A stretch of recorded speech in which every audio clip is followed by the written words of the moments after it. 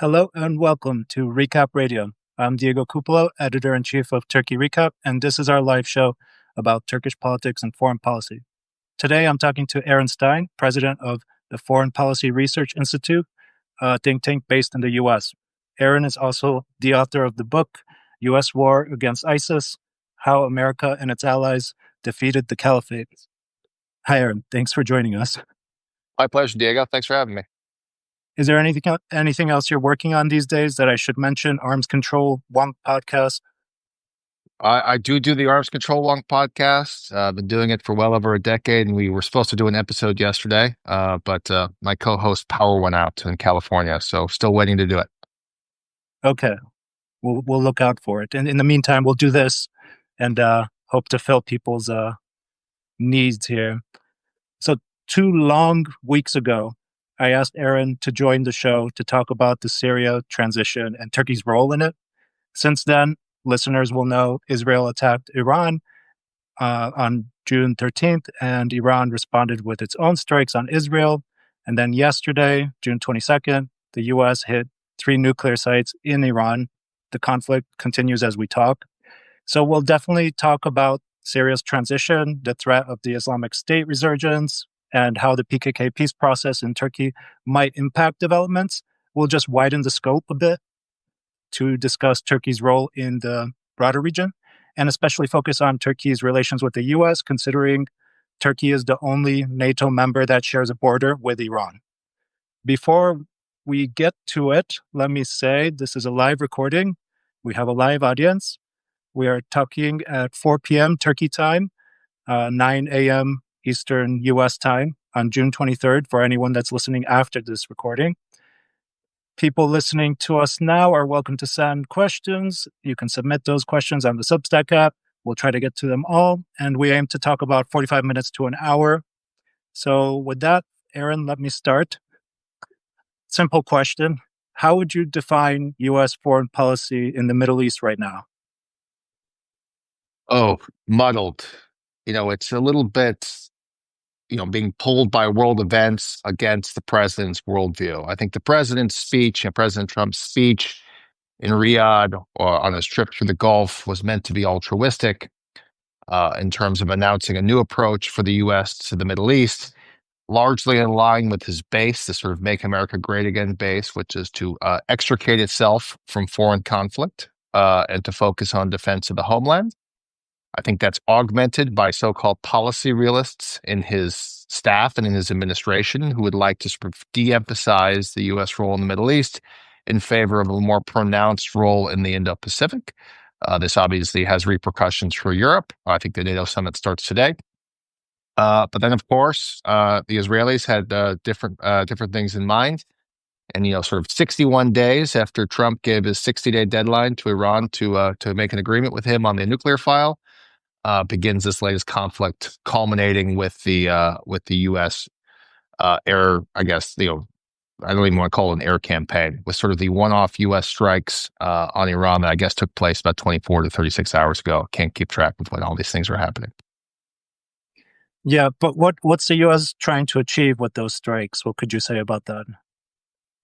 I think Trump saw an opportunity. Well, let's back up. One, the policy process in this administration is far different than any administration that at least I've ever been aware of.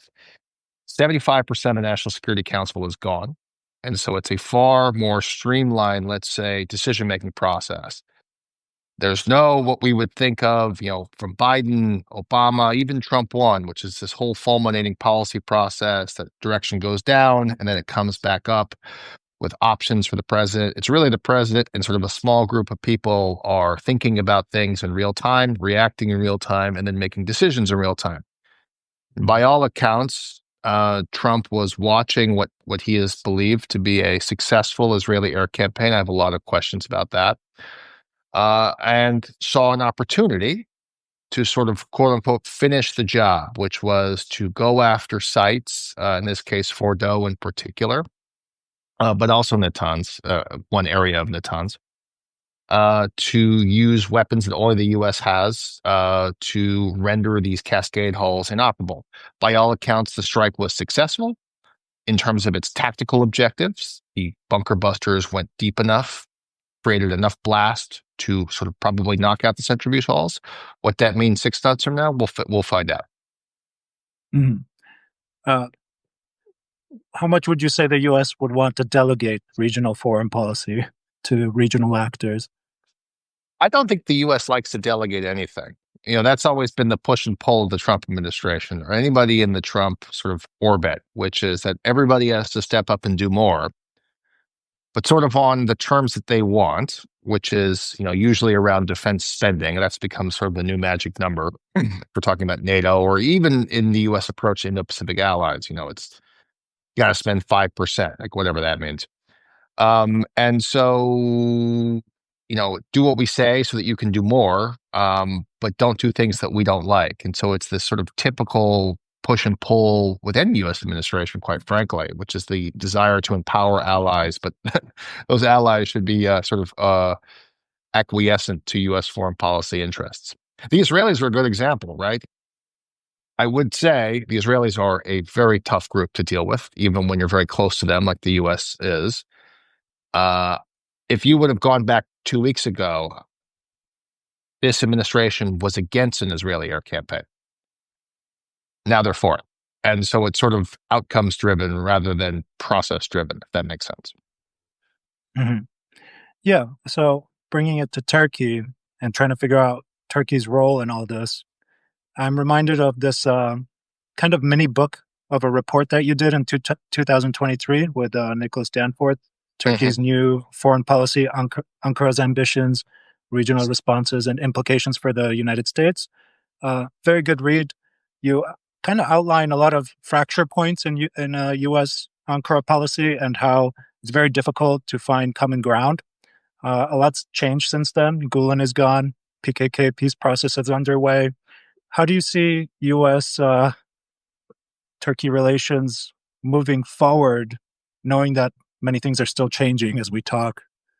I gotta say, as an aside, somebody who lives in Pennsylvania, I'm not from Pennsylvania, but I live here now. When Gülen died, that was a great moment for me because there's always a great moment of shame when I was in Turkey visiting and they say, "Where do you live?" And I always have to go, Pennsylvania, and sort of like duck and cover. So it was a great moment for all of us who like the country, still visit it when that happened. I think one of the reasons why U.S.-Turkish relations has improved under Donald Trump is one, I always give the AKP a lot of credit. We go back to 2015. I remember vividly, October. I guess it was, and we're at the final stages of the election between Clinton and Trump. And we're all watching this, and Trump advisor after Trump advisor, whatever that term means, right, would make Islamophobic comments, would sort of get out of line. As it turns out, a lot of them were probably in the employ of governments that are hostile to Turkey. Here I'm talking about now behind bars, Senator Menendez. And we go, this Trump guy isn't going to be too great for you. And Clinton is probably the better choice for a more sort of pragmatic status quo approach to U.S. foreign policy. And it was quite clear that the memo had gone down to the AKP and sort of its mouthpieces in the media that Trump was their guy.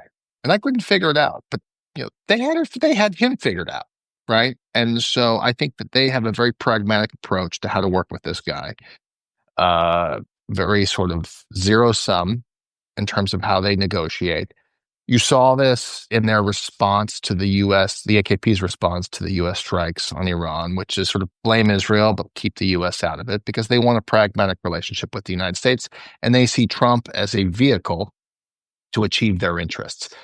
What those interests are getting more and more muddled as the region continues to descend sort of into conflict, largely as an outgrowth of the October 7th attack on Israel. I don't think anybody, me included, right, when Hamas did what it did on October 7th, killing 1,200 people so brutally, would envision we were here today, right, which is Israel emerging pretty substantially as the military hegemon in the region, sort of stared down Turkey in northern Syria and other places as well. and really no sort of clear direction for where this is going in terms of Israeli broader goals beyond just these narrow air campaigns.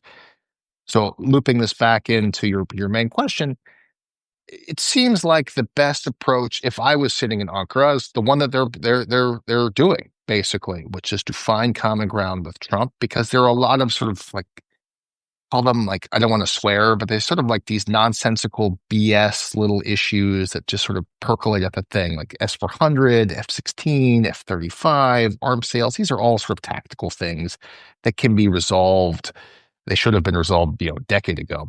That they see the Trump administration is best suited to assuage and appease their interests. We'll get to the F-35 after, but let's do the regional calamities first, and then get to that.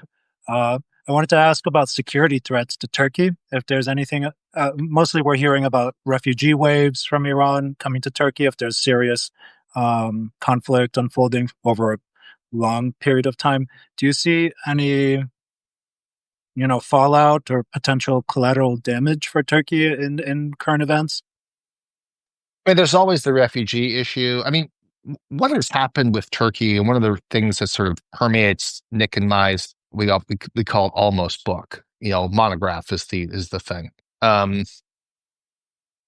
Turkey's security threats have become very asymmetric, right? You go back to like, let's say 1986. So, well, let's say 1985. So 40 years ago, right? It was the Soviet Union.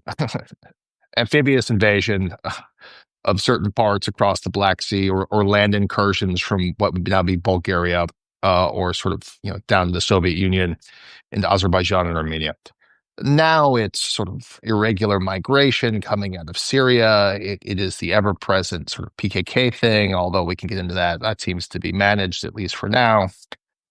And then always these sort of silly little nonsensical stuff with the Greeks over islands, which is very important for the two sides, but sort of terms of cataclysmic, dangerous to the two countries. It seems well managed, or at least manageable. And so the only threat that I can ever sort of really put on external is still the Russians. It's that once the Ukraine war ends, however it ends, Russia will enter into a period of rearmament if they can afford it, right? And there's all sorts of estimates on when they can rearm, and involving in a NATO contingency. And I still think that that's the main driver, should be the main driver of Turkish security decision making, as sort of at the strategic level, and at the tactical level, it's these migration flows, Syria. And I do know some people are concerned about Israel, although I don't think the Israelis have any plans to invade Turkey, although they continue to surprise. Yeah. We'll dig into that when we get more news about that. Right now, it's just gossip. And Iran, don't forget Iran. Yeah. Yeah, about Iran, more specifically, you write a lot about defense and weapons. Just for us common people, civilians, does Turkey have any kinds of missile defense systems that can be used to take down these missiles that are crisscrossing the region right now? And what do Turkey's radars do? There's different NATO radars that surveil the region. Are those taking part in this conflict? Can you just say something about that so we have some clarity, because there's plenty of conspiracy? Sure. I mean, Turkey has no air and missile defense to speak of. They have air defense. They're largely supplemented by their F-16 fleet. They're investing internally in a series of systems. But this is sort of the main crux of the F-35 Patriot S-400 thing. The S-400, as best as I can tell, is not deployed. It's sitting in a warehouse somewhere. Even then, it's just a couple batteries. So no, they don't really have any sort of ballistic missile defense comparable to what the Israelis have. To be fair, nobody really has ballistic missile defenses comparable to what the Israelis have. That's largely a function of geography. Israel is smaller than New Jersey. And so it is the most heavily defended by air place on the planet. In terms of the radar, I mean, there's the TPY/2, the TPY/2, that's part of the European missile defense, or sort of the NATO missile defense that's stationed, out in eastern Turkey. that has no relevance or bearing on the current conflict. I'm certain it probably gives people who want to look some granular looks at Iranian missile launches coming out of Iran, headed towards Israel, but there's no real sort of integration between that radar and what's happening in Israel between its various systems, whether it be Arrow, Patriot, or David Sling. Not Iron Dome. Iron Dome is for rockets and has no bearing whatsoever on what the Iranians were throwing across the region. Mm-hmm. Yeah, and I mean, during the Syrian war, when there was a threat to Turkish airspace, there were some missile defense systems deployed on the southern border. If Yeah. there's a crisis, would you imagine something like that happening again? NATO allies coming in and shipping The things? Spanish never left. I mean, the Spanish still there, still operate a Patriot system. Patriot has a very narrow engagement envelope, right? And so, like, think about Patriot as like you're at the airport. It's at the end of the runway, and what Patriot does is defend the airport. Called point defense. It's not theater defense in terms of having a really wide engagement zone. So I know there's always this stuff that percolates in the Turkish press is that they're going to use Patriot to shoot down Iranian missiles. No, they're not. Like that's just like unless they're aimed at Incirlik Air Force Base and there happens to be a Patriot there is when those things can actually be used. Arrow is what the Israelis use. It's a much longer range system. I'll just put it that way, and it seeks to engage the missiles in space, called exoatmospheric. So it tries to get out into space, hit the thing as it's at its top of its ballistic arc. Patriot is at the bottom of its ballistic arc. And so there are actually two different systems to do two different things. That's why they call it layers. And they do not talk to each other. So one system can't, like, say, pass stuff. And then there's THAAD's like Patriot. No, sorry, like Arrow. And so there's all sorts of different systems. The Patriots in Turkey have zero capabilities against what's coming out unless they're being fired at Turkey.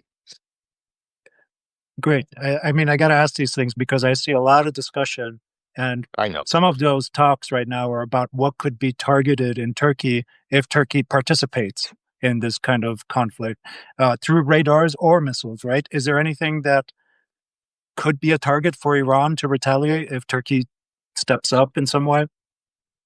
I mean, the big danger of Iranian retaliation has always been against the air bases from which the attacks emanate. So that's Al Udeid in Qatar, Dafra out of UAE.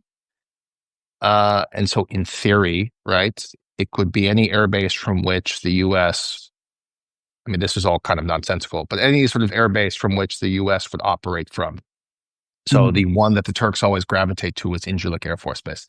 It's a Turkish Air Force Base. And if the Turks say, no, thank you, you're not allowed to do this, there won't be any participation there. If you'll notice, before the US strikes, the US removed stuff from Qatar and UAE because the easiest way not to get hit is just to move your stuff. Airplanes do fly. And they put them farther away into Saudi Arabia, Prince Sultan Air Base, or PSAB, as people like to call it around here. And then the base in Jordan we're still not supposed to talk to, which I wrote about in the book a lot, which just goes by short, Azraq. The reason why is they're farther away from Iran. And so you get a little bit farther out of that, quote unquote, range ring. And so you give yourself more time just to disperse stuff as it's flying your way.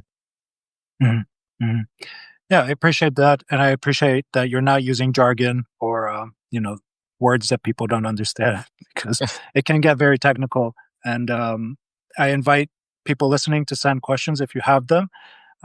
We got one question, and it's how you evaluate the future of NATO as a Turkey expert. How do you think Turkish decision makers perceive the future of NATO versus the new European security architecture? The new European security architecture in terms of I guess how they're the Ukraine responding to war. Trump and Ukraine. Ukraine war and Trump. I think NATO's going to be okay. And I don't want to sound overconfident because if you would have asked me at the beginning of the Trump administration, I was a little worried. If you if you live in DC or DC adjacent, which I do, there was a lot of chatter about, let's say, rash decisions about U.S. force structure in Europe. We seem to have overcome that. Now, we'll never know, right, until the NATO summit is over. But I think we'll get to a positive outcome where NATO remains sort of intact and has weathered the early Trump storm. And so, but the trust. I was just in Europe last week. I mean, the trust is just, I don't want to say irrevocably, because human beings are complicated actors. And so for now, people are really spooked about the willingness of the US to come to European defense.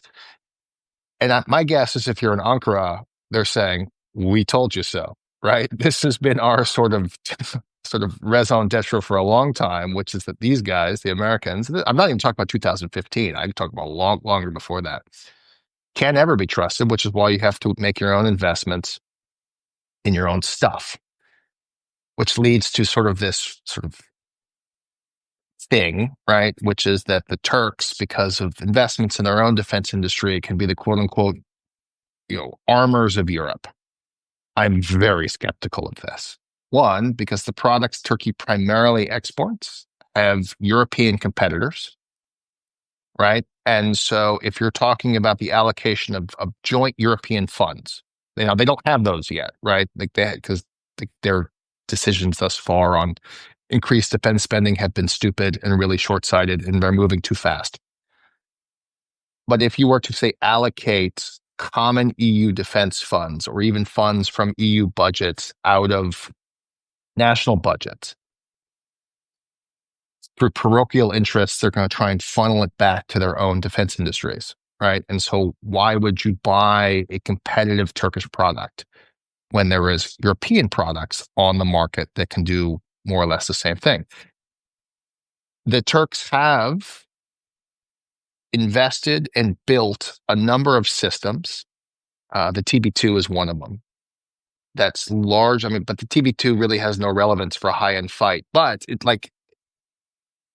point is that it is commercially derived in a lot of systems, and so it is not subsequent or beholden to certain aspects of American export controls, what we call ITAR. They're on the other side of U.S. export control. They're on the commercial export control.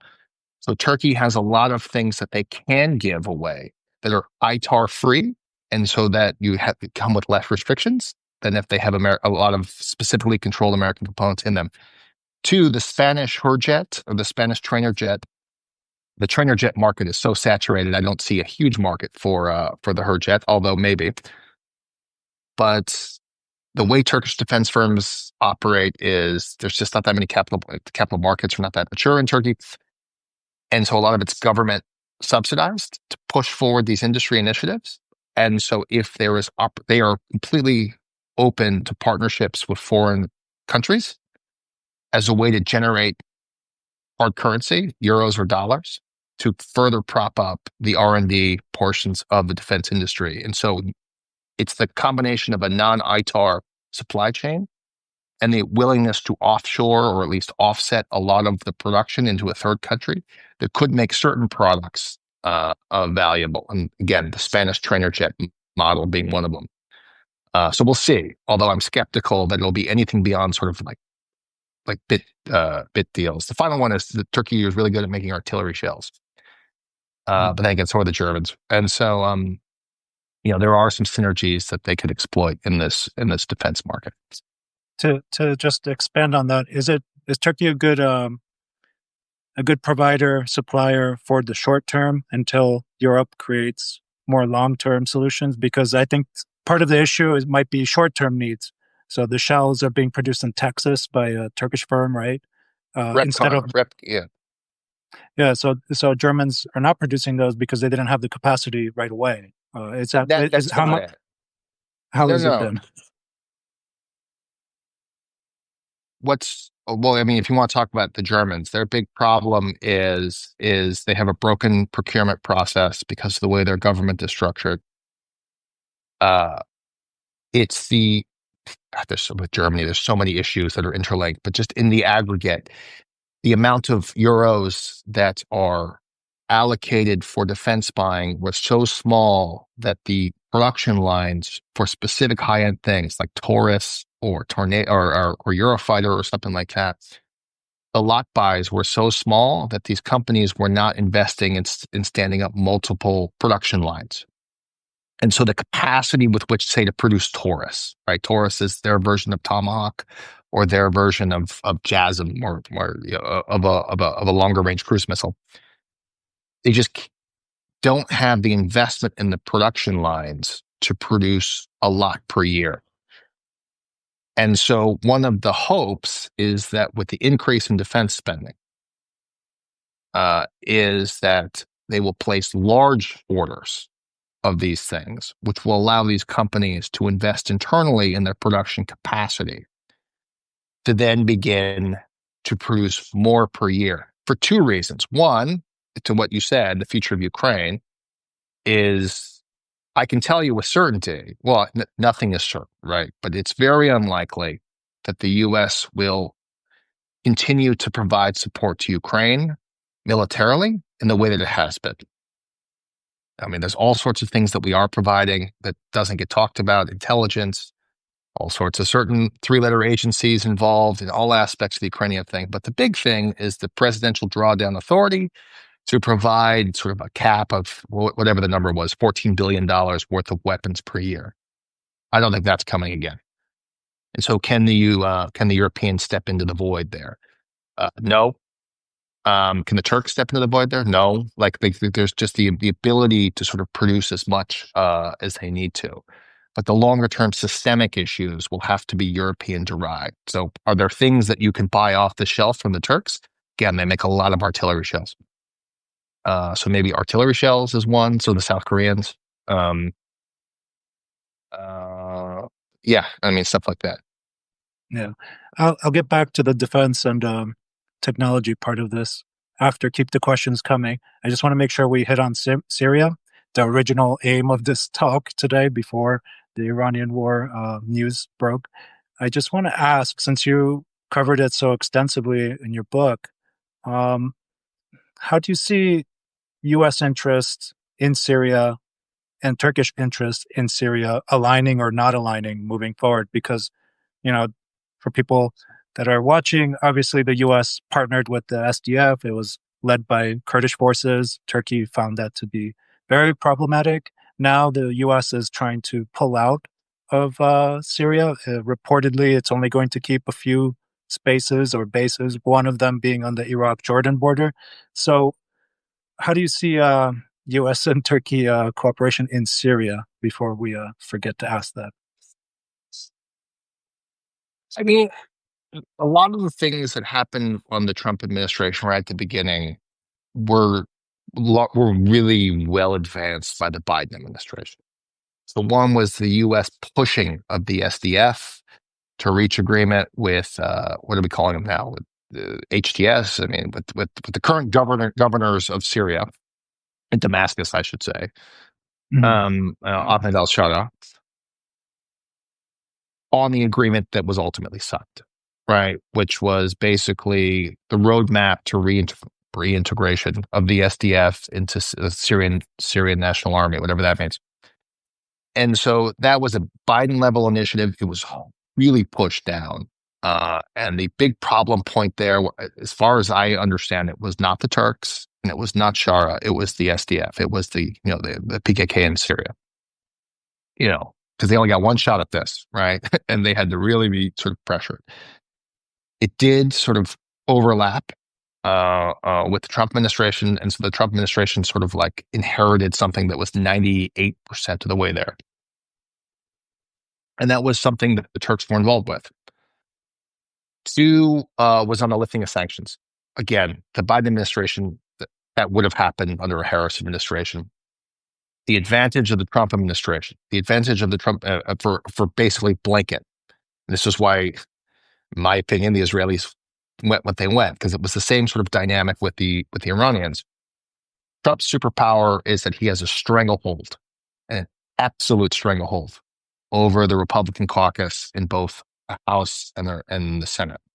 They will not cross him. he has just destroyed them as sort of a free-thinking body. And so Caesar, right, the Sanctions Act that was put in place by Congress, he was able to sort of make the case in ways I think there would have been pushback if it was a Democratic administration. So the pausing or at least halting of the enforcement of certain treasury sanctions, because there was two sets of sanctions, right? The executive order sanctions and then the congressional sanctions. He can wipe away the executive order sanctions with a stroke of a pen. It's the Congress that was more problematic. And both of those align with what's going on with Turkey.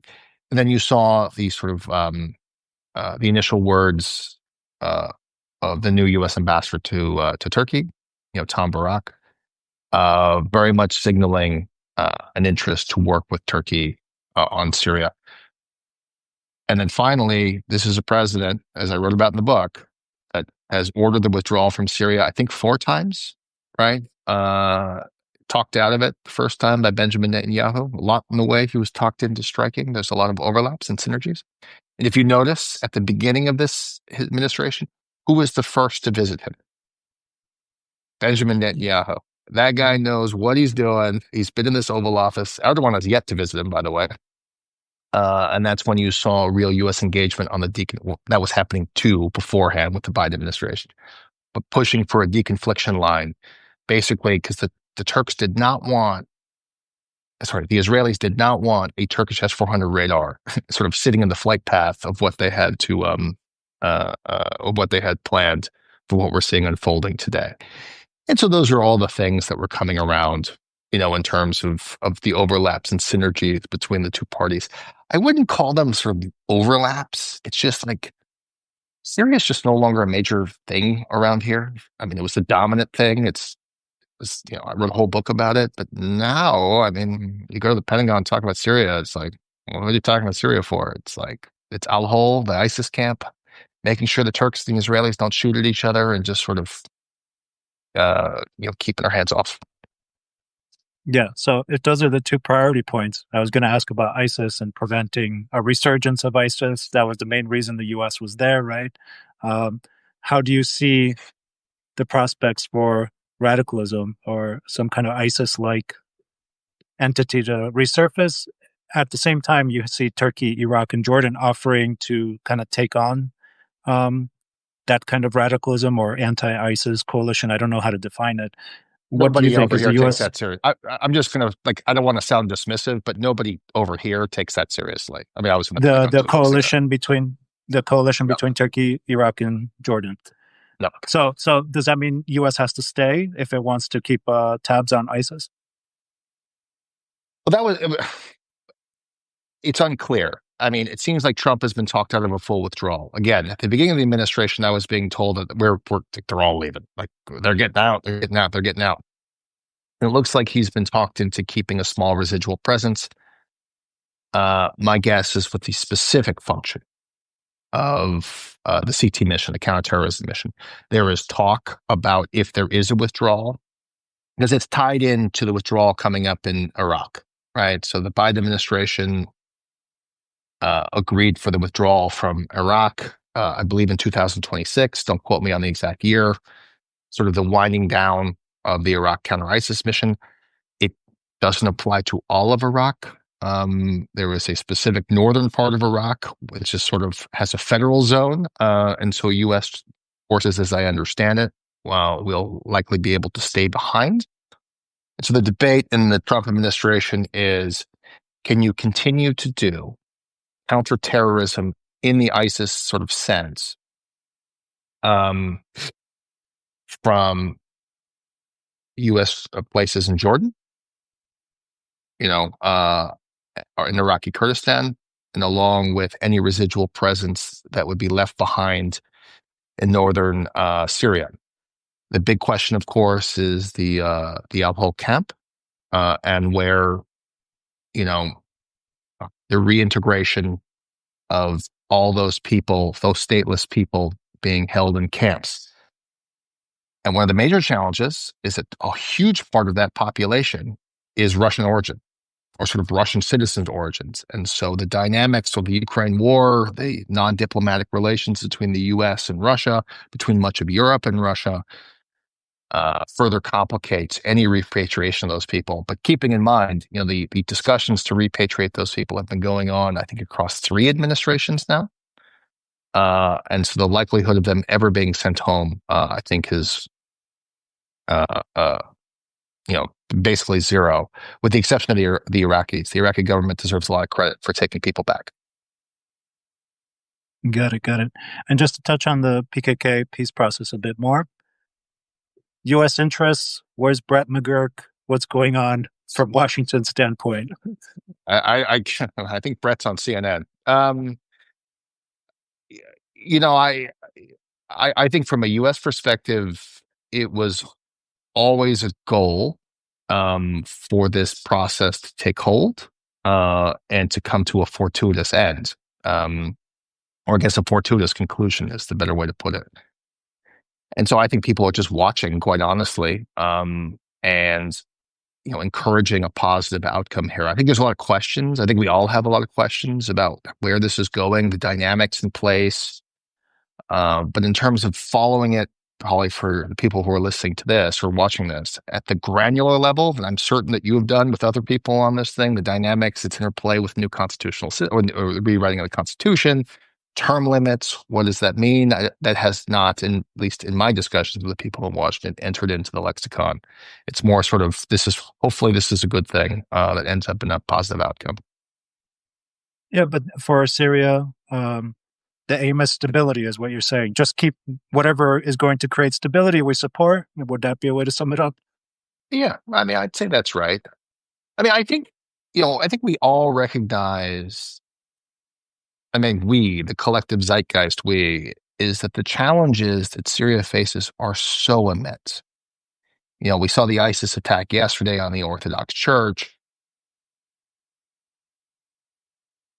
It really is a catastrophic situation, that's sort of lost in the exuberance of Bashar's sort of forced departure, which is obviously a good thing, is the immense challenges facing. And sort of the U.S., the first obvious response to that was the lifting of sanctions, which is a positive outcome, right? And again, as I said earlier, I think that would have happened under a Harris administration or a Trump administration to facilitate reconstruction.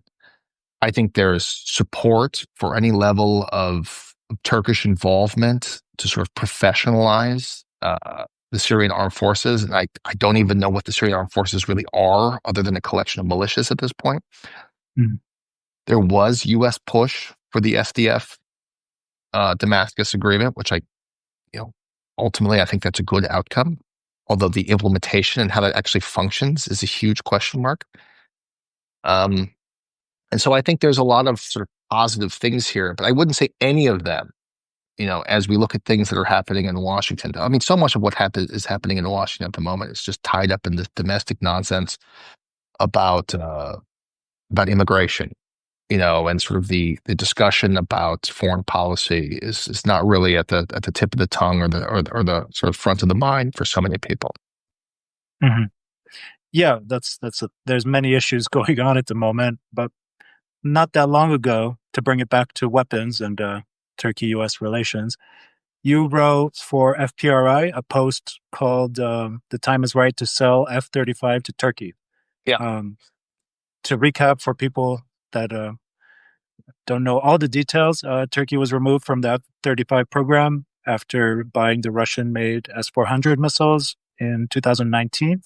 And obviously, we know why Turkey would want to upgrade its jet fleet for defense purposes. What is your argument in this post, and what are the incentives for the U.S. to sell F-35s to Turkey? Well, I was thinking about it from an industry perspective. We're already seeing it, right? So the fiscal year 2026 budget's out in the U.S. It's cut the number of F-35, at least on paper, right? Congress will get a say, right? But the proposed budget that's put out cuts the F-35 buy in the U.S. from somewhere in the mid-40s of jets to the mid-20s of jets per year. And so, and that's because there will have to be pay-fors for the F-47.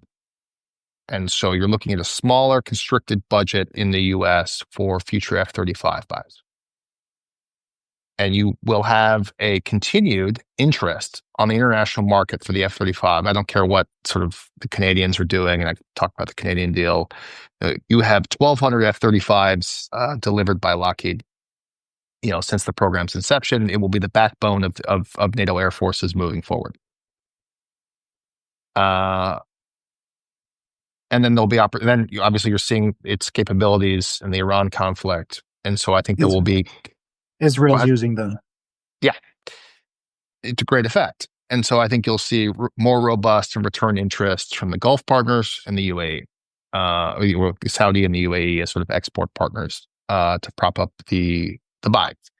Now, the main point of the thing, it is beyond time for the Turks to get over this thing with the S-400 because their air force is aging. Their investments in their air force will at some point start to have diminishing returns. And there is a need, or at least a desire, to find new export partners for the F-35s. I was talking about things. So that all of these things put together, and there is synergy on behalf of the president and the president of Turkey to sell these jets again. So you put all those things together and you say, well, why not just figure out a way to overcome the F-35? They're writing about the same issue for a decade, less than a decade, which is some sort of mechanism to monitor the non-deployment of S-400. It's called a Maxar satellite. We're all seeing it, right? It's not so exotic, right? Those open source satellite images that we're taking of Fordo, right? Trust me, they pass over the same place where the S-400 is deployed, is sitting on a tarmac or inside of a bunker. I have a wonderful picture on my desktop. And so it's very easy to verify non-deployment. And so then you can just leverage these things to give Turkey what it wants, what its president says it wants, recapitalize an air fleet, incentivize U.S. industry, generate more economies of scale for the thing of the jet, and you further integrate Turkey into the future of NATO air forces. It's a no-brainer, but this S-400 issue just continues to bog everything down. Yeah, and that depends on Turkish-Russian relations, right? And not making Moscow mad. They already have the jet, right? They already have the missiles. They're not buying the second batch. They're already there. And so there was talk about sending them to Syria. That would be a bad idea, right? There's a better way to do this. All of this sort of seems like rearguard face saving to sort of on Ankara's part. We're not going to use them, but we'll give them to Syria. We're not going to use them, but we'll put them in Azerbaijan. Just put them in a warehouse. Do it. And the U.S. ambassador to Turkey seems very energetic on addressing the issue. So maybe we'll see developments there. Again, it's a no-brainer. They're already in the warehouse. They're not being used. This was a dumb decision in Ankara. I don't feel any sort of qualms about saying this. It was a preposterously stupid decision. And I want to be clear, by them leaving the F-35 consortium, their main contribution to the F-35 consortium was the secondary production line for the fuselage. The main fuselages are sort of in right outside Dallas, right? The secondary line was to be in Turkey, and they'd already started. Do you know where those are now? Germany, because they lost the contract, right? This was billions of dollars. People always quote like it's a $12 billion loss. It was a $12 billion loss per year for a program that's expected to go for 60 years. That probably won't go for 60 years, right? But let's say it goes for 30 years. It was possibly. Look at the Joint Strike Missile that Norway is producing. The Joint Strike Missile is the JSM. It was a missile developed by the Norwegians to integrate into the F-35. This is what we would call in Turkey the SAM-J, right?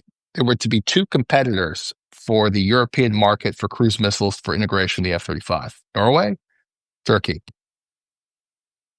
Norway wins contracts now for this buy European stuff with Europe now, with Europe under the new Trump stuff. They lost. It was preposterously dumb to get out of this consortium. And yet here we are. So there is a way back, but it's not in the consortium, by the way. It's as a foreign military sales FMS partner to just buy the jets to get a couple of squadrons in there. It's ironic you're saying this from Pennsylvania, but I'm just going to point that out and Is move on that to now? I'm going to move on to the Conjet fighter that Turkey's developing, which is the obvious counterpoint to the F-35. Yeah. And it brings up a lot of questions. It's not made; it doesn't have an engine, from what I understand, right? Well, it has Is the this a same real? engine used the F-16. Okay, yeah, okay. See, I'm not following it. So, is the Conjet like a real alternative for fighter jets? And then at the very, I mean, we have one prototype flying. It's the first prototype, and by all accounts, it was rushed in to just do that first flight. The second and third prototypes that are currently under production will have more avionics, will have more systems for testing. And so you're looking at, flight testing. I mean, I'm just guessing, right? The Turks say that they'll have the first sort of operational jets in 2028, I think is when they're doing. I'm very skeptical of that timeline. But okay, let's say it's 2028. The problem when you have a small, exquisite Air Force is that it's like when you buy a car. Why do you buy, in Turkey, you buy Renaults. Why do you buy a Renault in Turkey? It's because they have the production agreement down there in Bursa. And if you need a spare part, you just pull into any one of those guys in the line on that street. I forgot the name of the street, and they'll swap out your lights for like 10 lira. It's amazing. Oh, well, not anymore, but now it would be 150 lira. But when I was living there, it was 10 lira. And it was amazing, right? Because all the spare parts are lined up there. Economies of scale.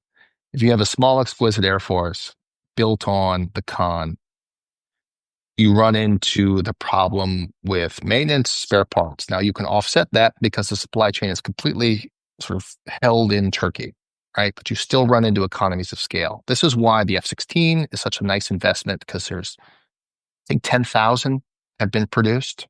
There's no limit to spare parts. And that's why the F-35, despite its cost at like 85 million per copy for the A model, you have a 1,200 jet fleet. That's not quite true. But you have hundreds of jet sort of fleet with which to source spares, and more coming online like a decade from now. And this goes back to the same thing with export partners. Who's going to buy this thing? Now, I know they signed an MOU with Indonesia. Indonesia signs MOUs with everybody for their future fighter fleet. So what did they sign the MOU for? A fighter on spec? We'll see if that deal ever comes to fruition. It may, right? But they're talking about buying 12 jets with the option for, I think, 48 more. Don't quote me on the exact numbers. So you just run into a math problem. But if you dump enough government money into this thing, they'll come out with a prototype on the back end, and you may have a couple squadrons. But you're talking about downsizing from either the third largest operator F-16 in the world, from 200 and change, down to an operational squadron, like let's say a 50 or 100. And so you're just shrinking your Air Force. Mm-hmm. Yeah, and just on a bigger note, and we'll start winding down soon. Please send questions if you have any. On a bigger note, do we need manned jets still? Is the Israel-Iran war showing that they have value? What's your stance on UAVs and jets and future of war? Look, the maddest I've ever made people on Twitter is when I wrote an article that the TB2 wouldn't survive a conflict with Russia. I mean, the amount of hate and vitriol thrown at me was quite humorous for what I think is something pretty obvious. The sort of UAVs that Ankara is investing in my opinion, would be very vulnerable in a high-end sort of NATO contingency. They're not useless, but they sort of become ancillary pieces to a broader to the broader sort of potential combat that one would face. They are perfect for Turkey's security environment. And we must always remember that. These things were built to requirements for Turkey's security environments, which is counterterrorism in Iraqi Kurdistan. Like, perfect. They've been retrofitted for stuff in Syria. Perfect. extrapolating those things out, I think, becomes difficult. Now you're talking about, things like Kizil Elma or something like that. In all of my discussions with people who work a lot on these things, so just to plug, we have a podcast coming out at FPRI with the head of, Anduril's guy on their combat collaborative aircraft prototype that they're putting out for the Air Force, the YFQ, I think 44. Either 44 or 42. I can never remember between Anduril's and General Atomics product. The AI systems just aren't there yet. Like, they're just not there yet. And so, I don't know, 30 years? I'm just making up numbers. 20 years, 30 years? So yes, to answer your question, you still need these things. But you have a lot of Turkish products that are coming online. The Khan missile, for example, that's a derivative of a Chinese missile that the Turks bought co-production rights to. And a short little solid fuel ballistic missile.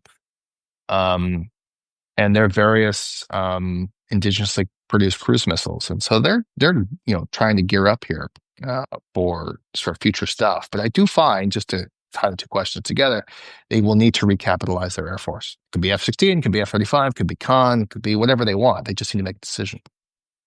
Mm-hmm. No, thank you. It's I'm glad to ask it, because we see all the hype, but no assessments of what it means. So very valuable. There's one question on the marine buildup that Turkey's pursuing. There's a lot of naval ships coming out of Turkey. Some of them go to Ukraine, right?